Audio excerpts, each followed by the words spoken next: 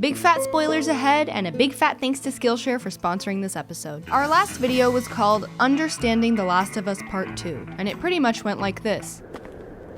I think...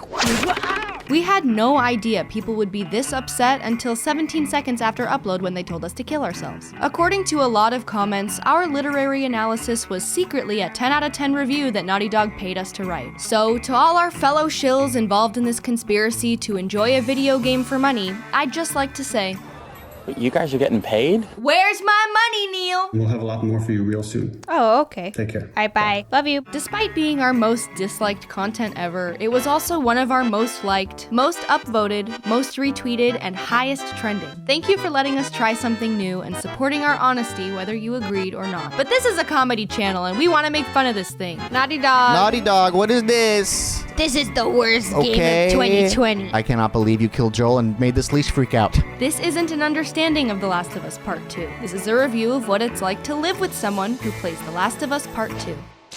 Again, we need to begin by addressing the big dead elephant in the room, Joel. In 2013, Joel Miller became the video game dad of our dreams, and now he's the bloody pulp of our nightmares. This fictional dude died over a month ago, and it still feels like... Everywhere I go, I see his face.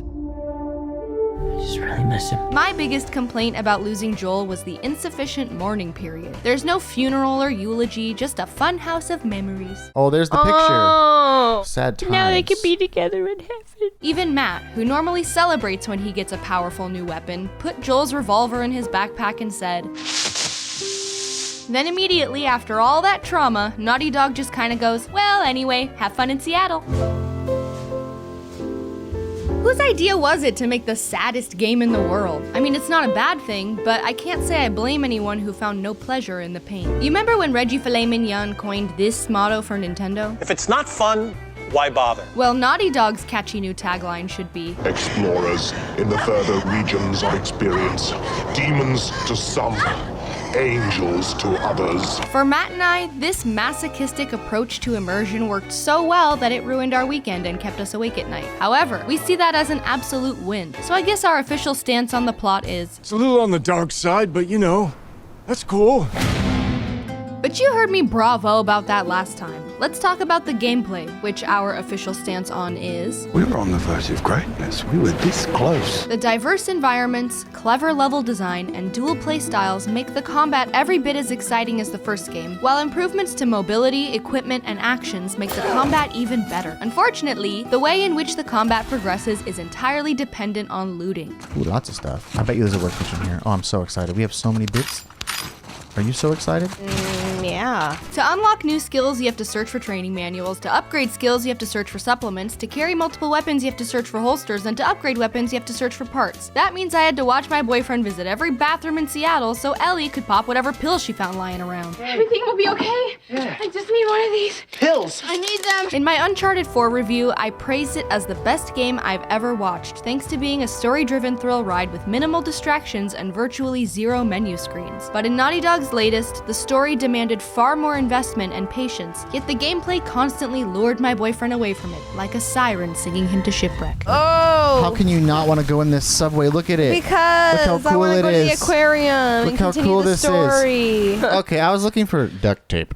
Grabbing every piece of loot became such a priority that the characters often appeared more interested in rags and scissors than the bullets flying past their head. And the game's biggest flaw, in my opinion, is that the rewards for doing all of this are mostly pee-pee-poo-poo. And that's why when we started over from square one as Abby, thinking about all the cupboards she needs to peek in just made me want to do something else. That's it, man. Game over, man. It's game over. Thankfully, Abby's gameplay presented a welcome change of pace by reflecting her training as a soldier as well as her physique. Dang! She's ripped, bro. What the hell? Damn, girl! Check out them pipes! Where Ellie's experience and gear encourage players to be strategic, quiet, and resourceful, Abby's experience and gear encourage players to just f***ing send it. For example, when Ellie encountered a room full of stalkers, my boyfriend hid and tried not to cry. When Abby encountered a room full of stalkers, he was like, Come on, I want you to do it. I want you to do it. Come on, hit me. Come on, hit me. Come on, hit me. Hit me.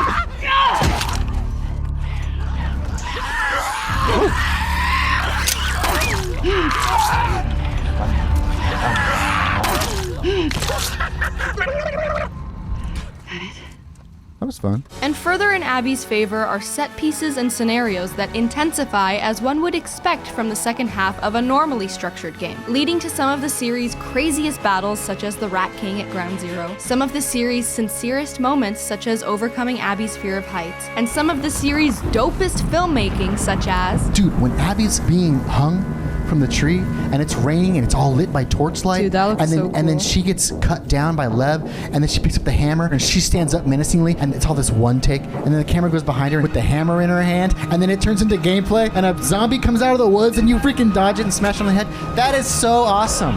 What are y'all smoking? I'm so glad she had those muscles. I was like, I'm not even scared, dude. I'm the f***ing Terminator. I'm Batman. I love her muscles, man. I wish people liked her muscles more. I don't get it. And speaking of how unrealistic Abby's gains are in a video game about cannibalistic mushrooms, allow me to address just a few of the other totally unexplainable plot holes that people keep accusing me of ignoring. How does Abby conveniently stumble upon Joel after literally following his tracks, and how does Luke Skywalker conveniently land in Yoda's front yard on Dagobah?